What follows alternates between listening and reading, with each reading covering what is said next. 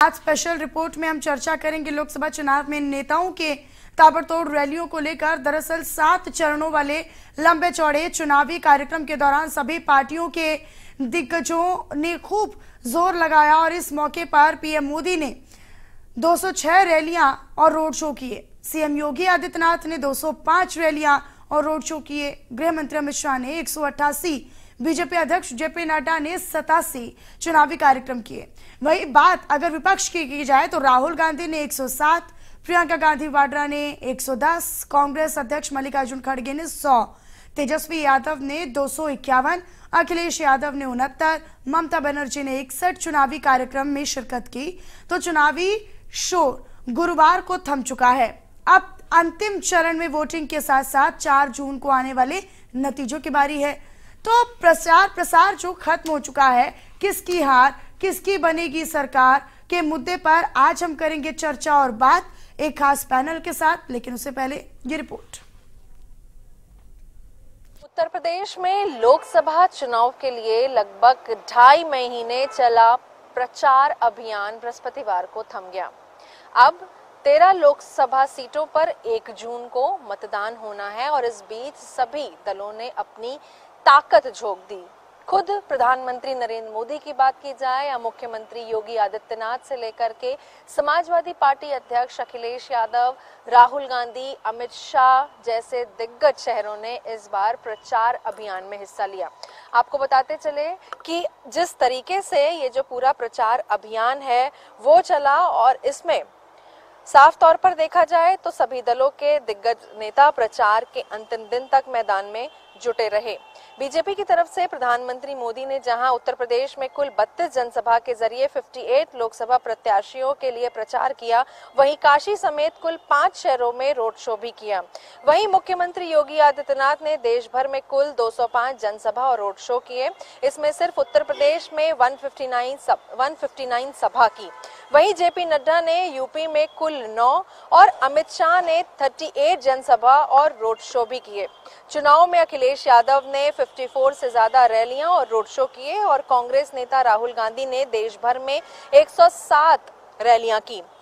राहुल ने उत्तर प्रदेश में 5 बड़ी रैलियां की और 16 मार्च को लोकसभा चुनाव की अधिसूचना जारी होने के बाद उसके साथ ही बीजेपी के दिग्गज नेता सबसे पहले सियासी पिच पर उतरकर प्रचार शुरू कर दिए।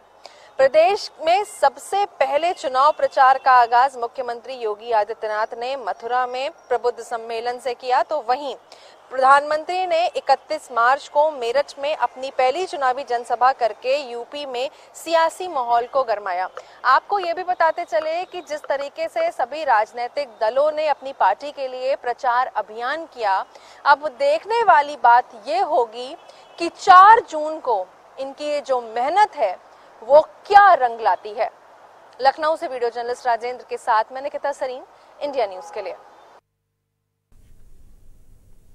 तो देखिए प्रभाव कितना पड़ेगा चुनावी जनसभाओं का और कितना फायदा, ये तो नतीजों वाले दिन पता चलेगा। इसी को लेकर आज हम चर्चा करने वाले हैं। ऋचा राजपूत प्रवक्ता बीजेपी के हमारे साथ जुड़ चुके हैं, प्रवक्ता समाजवादी पार्टी के अशोक तिवारी जी हमारे साथ जुड़ रहे हैं, डॉक्टर HN उपाध्याय जी प्रवक्ता कांग्रेस के हमारे साथ जुड़ रहे हैं, प्रमोद गोस्वामी जी वरिष्ठ पत्रकार के तौर पर और अरविंद जय तिलक जी राजनीतिक विश्लेषक के तौर पर हमारे साथ जुड़ रहे हैं।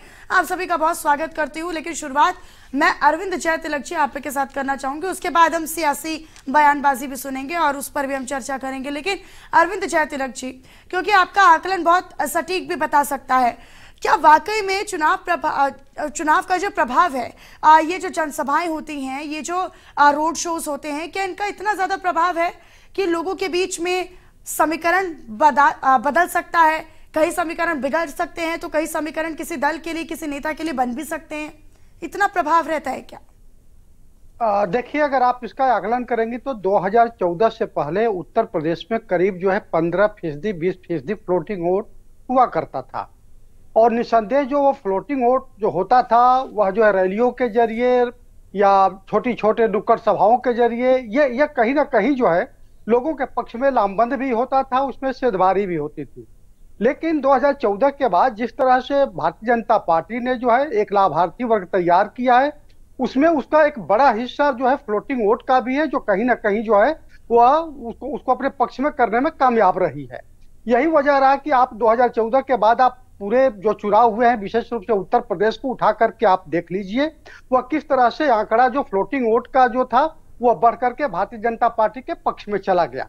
मैं ये नहीं कहता हूं कि इन रैलियों का असर नहीं होता, क्योंकि रैलियों के जरिए ही राजनेता अपनी बातों को जनता तक पहुंचाते हैं, लेकिन वो कितना असर करती है यह कहना बड़ा मुश्किल है। इसलिए कि आपने 2019 के लोकसभा चुनाव में देखा कि सपा बसपा के गठबंधन में किस तरह से रैलियों में लोग उमड़ रहे थे।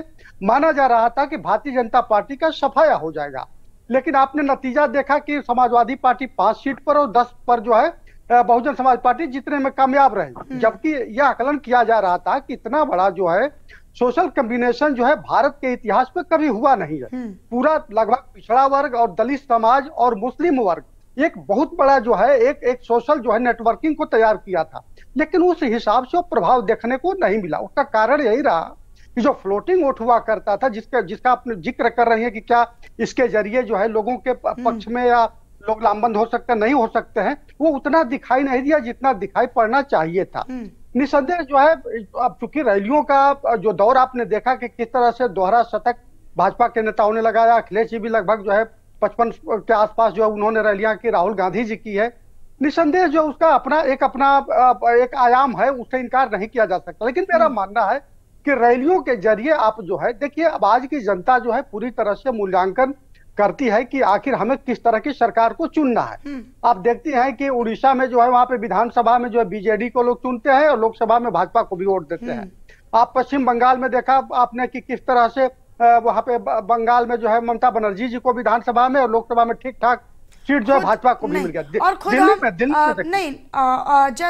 जय तिलक जी, और यही हम हाल दिल्ली में भी देखते हैं। दिल्ली में भी कुछ ऐसे देखने को मिलता है कि विधानसभा में कोई और सरकार को चुनते हैं लोग और फिर लोकसभा में बीजेपी को जीत दिला देते हैं। अशोक तिवारी जी का मैं रुख कर लेती हूँ। अशोक तिवारी जी, आप कितने सहमत है अरविंद जय तिलक जी के इस आकलन से, इस बातों से, और क्या आपको नहीं लगता कि उस रेस में आप थोड़ा सा पीछे रह गए हैं? अखिलेश यादव थोड़े से पीछे रह गए हैं उस रेस में। क्या बात करती हैं मनीषा जी। हाँ, ये सारा सेहरा ही अखिलेश यादव के सर पर है इस बार उत्तर प्रदेश चुनाव का। अच्छा, उत्तर प्रदेश के चुनाव का पूरा ये तो सेहरा बहुत बड़ी जिम्मेदारी हो गई है फिर अखिलेश यादव के। माननीय अखिलेश यादव जी के सर पर ही ताज है इस बार। और इस बार सारी की सारी सीटें समाजवादी पार्टी जीत रही है और जो है ये इतिहास बनने जा रहा है, ऐतिहासिक विजय होने जा रही है समाजवादी पार्टी की इंडिया गठबंधन की। इस बार पूरे देश में होने जा रही है, उत्तर प्रदेश में विशेष रूप से होने जा रही है। और आखिरी चरण का चुनाव है कल भी जो है हमारा बहुत ज्यादा मतदाता हमारे हैं और बहुत अधिक संख्या में हमारा वोट पड़ने वाला है। कल भाजपा सिमट जाएगी बिल्कुल। अच्छा, योगी आदित्यनाथ ने 200 से ज्यादा रैलियां कर ली हैं, उस बारे में क्या कहिएगा? देखिए, रैलियों का असर नहीं पड़ा इस बार, क्योंकि 10 साल का शासन देखा है जनता ने। अब रैलियों का असर पड़ना बंद हो गया है, क्योंकि भाजपा का झूठ पकड़ा गया है। भाजपा झूठ पर झूठ बोलती गई है, मुद्दों से सरोकार नहीं। जैसे जब आप लोगों ने बसपा के साथ गठबंधन किया था उस दौरान भी जो असर दिखना चाहिए था वो तो असर दिखा नहीं था। तो इस बार आप भी यही कह रहे हैं कि अगर रैलियों का असर होना होता तो तब भी होता, अब भी नहीं होगा? देखिए, ये बात आप सही नहीं कह रही हैं। 2019 का चुनाव मैंने बार बार कहा है, सभी चैनलों पर कहा है और बार बार कहा है कि जनता ने 5 साल का मौका और दिया था मोदी जी को। 5 साल का मौका उसने मन बना लिया था देने का। जनता ने दिया मौका 5 साल का और 10 साल का शासन देखा जनता ने। जनता का मन, जनता ने 5 साल बजाय 5 साल और दे दिया मोदी जी को। 10 साल का शासन देखा और 10 साल के शासन में उसको जो निराशा हुई जनता को, जनता अब बदला ले रही है उसका। भरपूर वोट दे रही है इंडिया गठबंधन को और नकार रही है भाजपा को।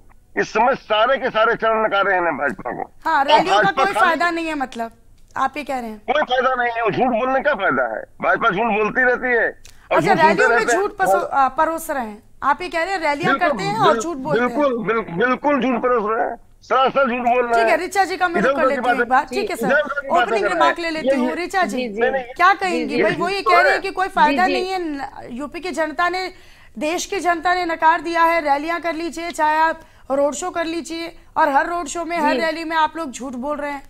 सुना अभी आपने? बहुत धन्यवाद जी, मैंने सुना। बहुत बहुत धन्यवाद। देखिए, शादी और उनके सहरे का तो नहीं पता, लेकिन अखिलेश यादव इस शादी के ऐसे फूफा जरूर हैं जो मध्य प्रदेश में जाके कांग्रेस को गाली देके आए।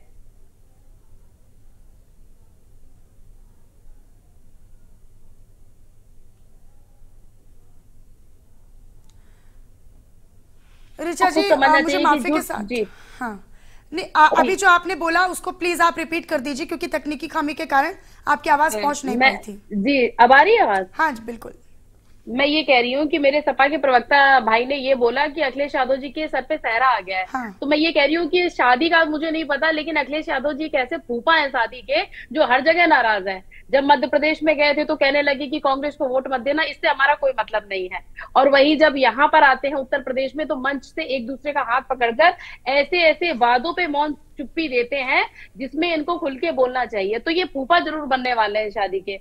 दूसरी बात यह है कि रैलियों का प्रभाव देखिए, एक 70 साल से ऊपर व्यक्ति का, जो लगभग 75 साल के होने जा रहे हैं हमारे यशस्वी प्रधानमंत्री जी, मतलब उन्होंने एक ऐसा आयाम स्थापित करा है। 200 रैली आज का मैंने पेपर पढ़ा। और दूसरी तरफ एक और मैंने कटिंग पढ़ी, उसमें यह था कि पूर्वांचल जो एक माफियावाद और गुंडा राज था, वहां पर मुख्तार अंसारी जैसे लोग जेल में बैठ के चुनाव जीत जाते थे। और आज के समय की कटिंग यह है कि उनका परिवार की महिलाएं निकल के वोट मांग रही हैं। तो कहीं ना कहीं इनको भी पता है कि जमीन धंस चुकी है, हिल चुकी है, गिर चुकी है, इसीलिए तो घर की महिलाएं निकल के वोट मांग रही हैं। अगर आपकी जनता को आपके प्रति, जबकि सोचिए इनका समीकरण, कभी भी समाजवादी पार्टी अकेले दम पे जीत पाई है क्या गाजीपुर से? कौन से आपने ऐसे गुंडे और माफिया पोषित करे थे? नहीं, लेकिन पूर्वांचल में आप लोगों के लिए भी चुनौती तो कम नहीं थी ना ऋचा जी। ठीक है, मैं आपका रुख कर लूंगी। एक बार मैं कांग्रेस प्रवक्ता जी के पास जाना चाहूंगी। डॉक्टर HN उपाध्याय लगातार हमारे साथ बने हुए हैं। HN साहब, ये चुनावी दौर है और इसमें ये जो रैलियां चल रही हैं, ये जो रोड शो चले, इनका प्रभाव आप देख रहे हैं क्या कि योगी आदित्यनाथ का उतना प्रभाव लगेगा? हालांकि वो बाकी राज्यों में भी गए, उनकी डिमांड भी देखने को मिली। मनीषा जी, योगी आदित्यनाथ जी जो हमारे आदरणीय मुख्यमंत्री जी हैं, प्रधानमंत्री जी की इन रैलियों की हम बात तो नहीं बहुत कहते हैं, क्योंकि इन रैलियों में मुद्दों की बात नहीं हुई है।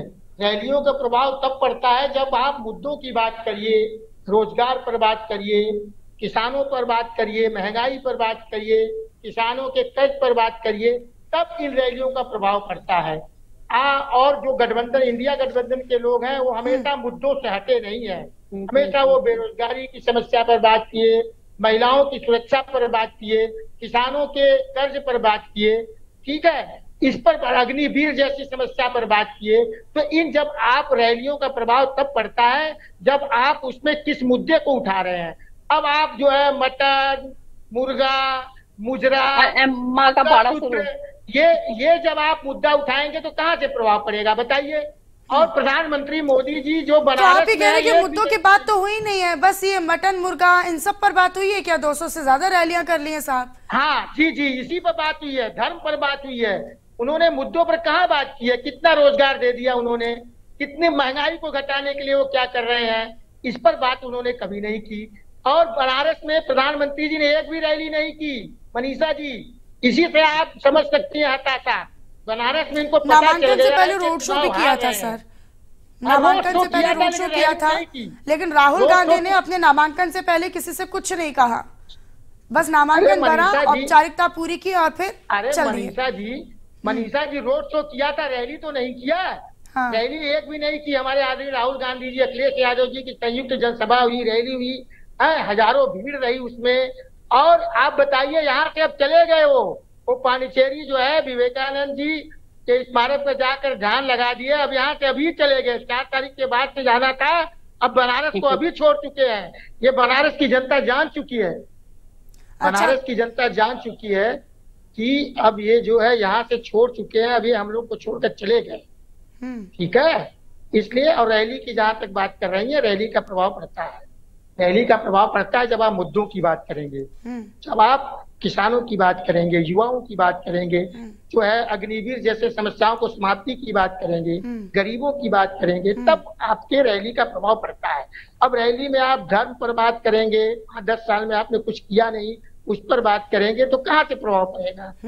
बात तो ये है, पड़ता है रैलियों का प्रभाव, ऐसी बात नहीं है। ठीक है, जब रैलियों का मैं एक बार फिर शुरू कर लेती हूँ। ऋचा जी, घोसी सीट, गाजीपुर सीट पिछली बार आप लोगों ने बड़े अंतर के साथ तो नहीं जीती थी चंदौली, बलिया और मछली शहर जी सीट जो है वो भी इस बार आप लोगों के लिए लिहाजा एक चैलेंज तो रहेगी और उस पर लगातार आप लोगों ने रैलियां भी की और ऐसे चुनावी कार्यक्रम भी आयोजित किए, जनसभाएं भी की। लगातार पूर्वांचल पर आप लोगों का फोकस बहुत ज्यादा देखने को मिला। क्या आप लोगों को ये यकीन हो चला है, विश्वास हो चला है कि योगी और मोदी का फैक्टर जो है वो पूर्वांचल में इस बार काम आएगा? क्योंकि भले ही वाराणसी में 2019 में उन्होंने बड़े मार्जिन के साथ जीत हासिल कर ली हो, लेकिन उसमें आप ये तथ्य नहीं छिपा सकते हैं या दबा सकते हैं कि आप लोगों को बड़ी चुनौती का सामना कुछ सीटों पर करना पड़ा था जिसमें आप बहुत ही कम अंतर के साथ जीत पाए थे। ऋचा जी। जी जी जी, देखिए जो गाजीपुर सीट की आप बात कर रही है, इसमें अगर आप ये देखिएगा, इस बसपा से पहले यहाँ पर जो जीत दर्ज करी थी वो भारतीय जनता पार्टी ने करी थी, और वोट जो परसेंटेज है वो बढ़ा है, वो घटा नहीं है। मैं ये बात को बिल्कुल तरीके से मानती हूँ। और 80 सीटों में कभी भी चुनौती आपकी कम नहीं होती है। मुझे लगता है जो ये कहना रैली पे मुद्दों की बात भाई साहब पूरे 10 साल हुई है, इसलिए रैली पे आपकी उपस्थिति जरूरी होती है। आपको क्या लगता है, जनता आज के टाइम पे बहुत दिमाग वाली हो चुकी है और जनता की बहुत बुद्धि है। जनता को पता है कि केवल रैली के समय पे वादे करने वाले नेता नहीं होते हैं। जो 5 साल से लगातार वादों को पूरा कर रहे हैं, हमें उनको वोट देना है। मेरे कांग्रेस प्रवक्ता जी ने, मैं आपको जवाब दे रही हूँ, मैं आपको जवाब दे रही हूँ। मैं आप ही के जो आपने बोला ना, आपके तो लाइन से वो लगता है कि नाच ना आंगन टेढ़ा। आपने कितनी रैलियों में, आप जहां जहां आपकी सरकार है वहां पर आपने किसानों को एमएसपी पे क्या दिया? वहां पर आपने आरक्षण के नाम पे बहुसंख्यक के सारे, एक मिनट रुकिएगा, मुझे बोलने दीजिएगा, बीच में मत बोलिएगा। जहां जहां आपकी सरकार है वहां पर आपने सारी की सारी जातियां मुसलमानों की शामिल कर ली ओबीसी जाति में, और ओबीसी के ही आरक्षण से काट के उनको पूरा आरक्षण दे दिया, और हमारी वाली जाति आपने खत्म कर दी। और जब इन मुद्दों पे हमारे प्रधानमंत्री जी बोलते तो कहते अरे नहीं, मुंह बंद रखो, बोलो नहीं। आपको क्या लगता है कि बहुसंख्यक यहाँ पर क्या करेगा? और मैं ये जहां जहां आपने तमिलनाडु, कर्नाटक, जहां जहां आपकी सरकार है, इवन आपको तो सुप्रीम कोर्ट से डांट लगाई गई कि आप ये क्या कर रहे हो, रातों रात आप पूरी की पूरी जातियां बदल दोगे। दूसरी बात आपने बोला, एक बहुत मजेदार बात आपके हम बताते हैं कांग्रेस पार्टी के लिए। देखिए प्रियंका गांधी, सोनिया गांधी, राहुल गांधी, कमाल की बात ये कि जहां से चुनाव लड़ते वहां के वोटर भी नहीं है, ये वोट देते हैं जाके दिल्ली में। भैया अभी तक आपने अपना एक निवास नहीं बनवा पाया, अपना एक आधार वोटर नहीं बनवा पाया, जाके दे रहे हैं आम आदमी पार्टी को वोट। दूसरी बात आप कह रहे हैं कि प्रधानमंत्री जी के ध्यान की बात, तो हम आपको ध्यान के बारे में कुछ बताना चाहते हैं। आप तो विरोध करोगे, पता है क्यों विरोध करोगे? लगभग 131 साल पहले ना नरेंद्र नाम के ही एक व्यक्ति ने वहां पर ध्यान लगाना शुरू किया था, वहां की शिला में ध्यान किया था, उन्हें भारत माता के दर्शन हुए थे। आपकी पार्टी वही है जो भारत माता की जय बोलने पे रोकती है, आपकी पार्टी वही है जो वंदे मातरम बोलने पे रोकती है। और 131 साल के बाद अमेरिका के शिकागो में उन्होंने भाषण दिया था, जहां पर विश्व धर्म संसद में हिंदू धर्म के सनातन को नई रूपरेखा मिली थी। उनका नाम विवेकानंद था। ठीक है ऋचा जी, ठीक है। प्रमोद ठीक है, मैं आऊंगी, उपाध्याय साहब मैं आऊंगी आपके पास, इसका रिएक्शन मैं आपसे लूंगी, लेकिन उससे पहले मैं प्रमोद गोस्वामी जी वरिष्ठ पत्रकार के तौर पर हमारे साथ जुड़ चुके हैं। प्रमोद जी बहुत स्वागत करती हूँ मैं आपका, हालांकि थोड़ी सी देर आपको लगी है लेकिन फिर भी लेकिन आपने सुना अभी जिस तरीके से ऋचा जी कह रही थी कि हमने इतने देश हित के मुद्दों की बात की है। ये जो चुनावी रैलियां हो रही हैं, इस पर विपक्ष ये कह रहा है कि चुनावी रैलियों का फायदा तब है जब आप मुद्दों को लेकर जनता के बीच में बात करेंगे। यहाँ पर विपक्ष ये कह रहे हैं कि आप लोगों ने मुर्गा, मटन और तमाम तरह के मुद्दे उछाले, लेकिन देश हित के या फिर लोगों से जुड़े हुए मुद्दे नहीं किए, तो उन तमाम रैलियों का कोई फायदा नहीं है।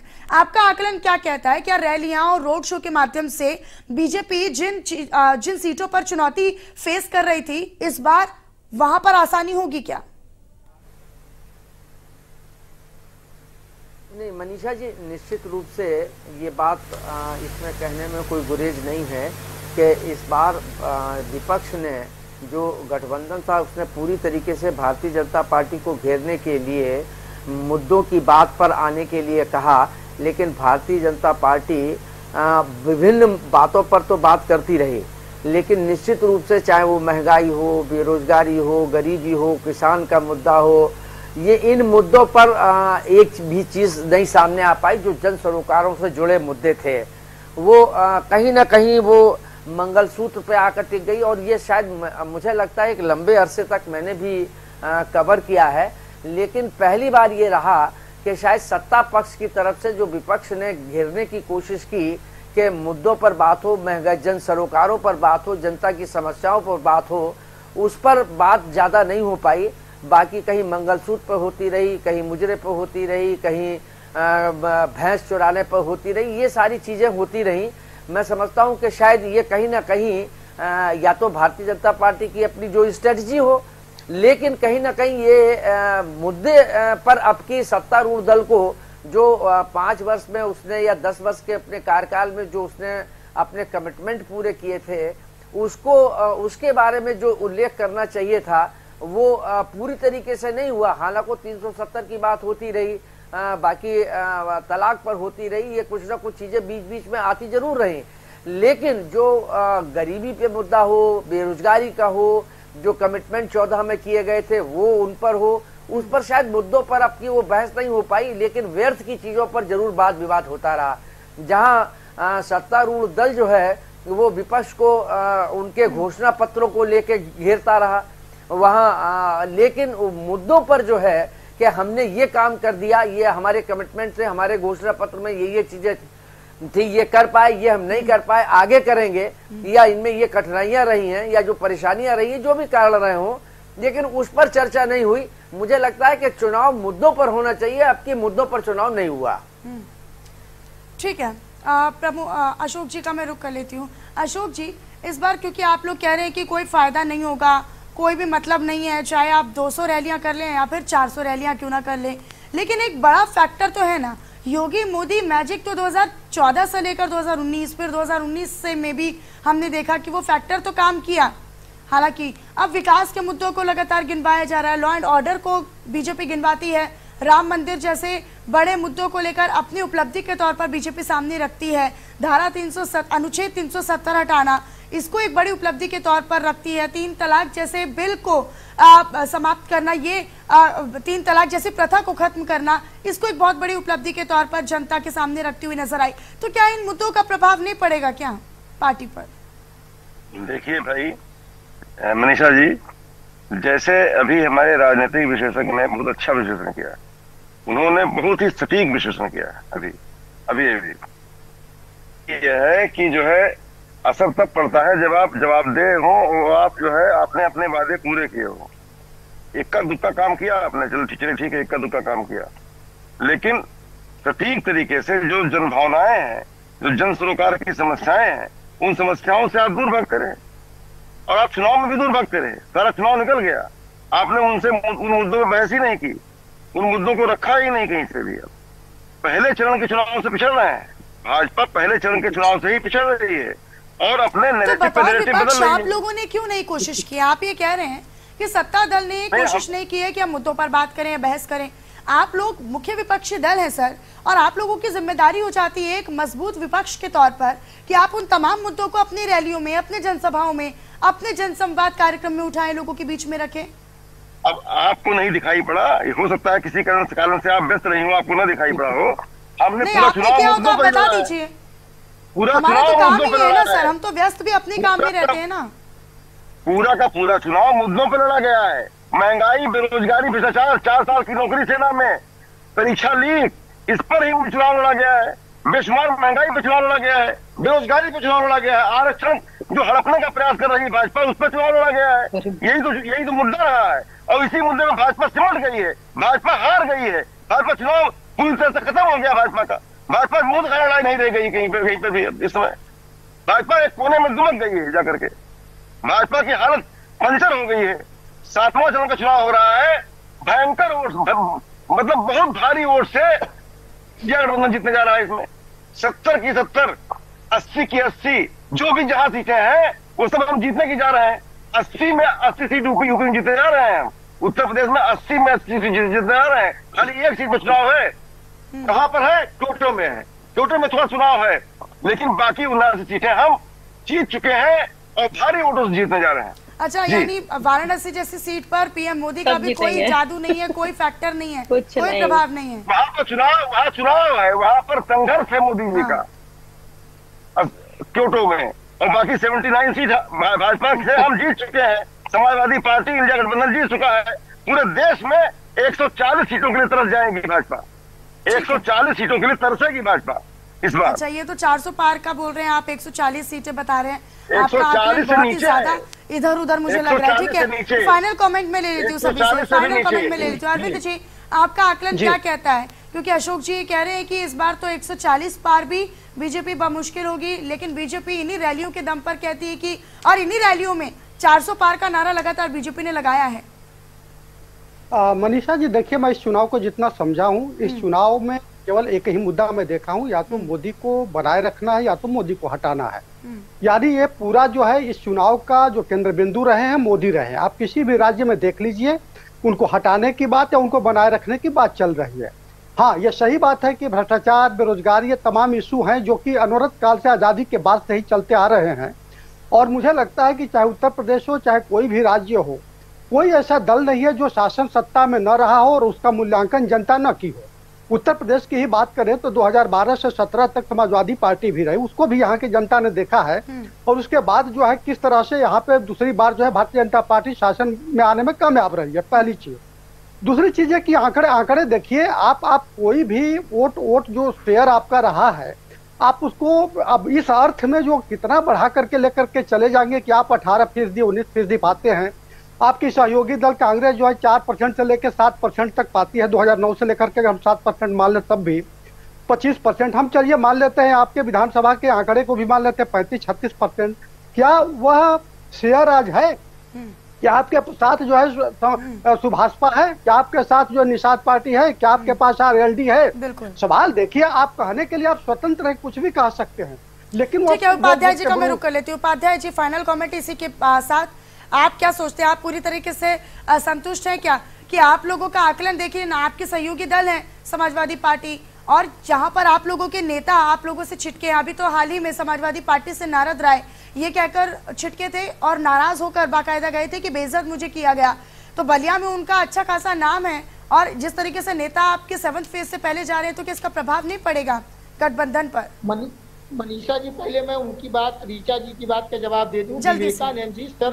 विवेकानंद जी सर्वधर्म संभाव की बात करते हैं। क्या आज हम भी सर्वधर्म संभाव की बात करते हैं? उनके भी जहां आप सर्वधर्म संभाव की बात करते हैं, आप तो केवल बहुसंख्यक से जमीन लेके सब अल्पसंख्यक को देना चाहते हैं। आप कपड़े से पहचाने की बात करते हैं। ठीक है सर, मुद्दों पर बात होनी चाहिए। ठीक है सर, मुझे माफी के साथ आपको रोकना पड़ेगा, मेरे पास समय का अभाव है सर, वरना मैं पूरी बात आपकी सुनती। बहुत शुक्रिया आप सभी खास मेहमानों का हमारे साथ चर्चा में जुड़ने के लिए। उपाध्याय जी, मुझे माफी के साथ आपको रोकना पड़ेगा सर, लेकिन देखिए ये आप 7th फेज से पहले जिस तरीके से रैलियों का आंकड़ा सामने आया है, क्या वाकई में रैलियों का प्रभाव पड़ेगा? क्या बीजेपी जिन सीटों पर पिछली मर्तबा चुनौती फेस कर रही थी, क्या इस बार उन सीटों को निकालना बीजेपी के लिए इन रैलियों के माध्यम से और आसान होगा? ये देखना 4 जून को काफी महत्वपूर्ण और दिलचस्प होने जा रहा है। फिलहाल इसी चर्चा के साथ इस बुलेटिन में इतना ही। बाकी तमाम खबरों के लिए बने रहिए हमारे साथ। नमस्कार।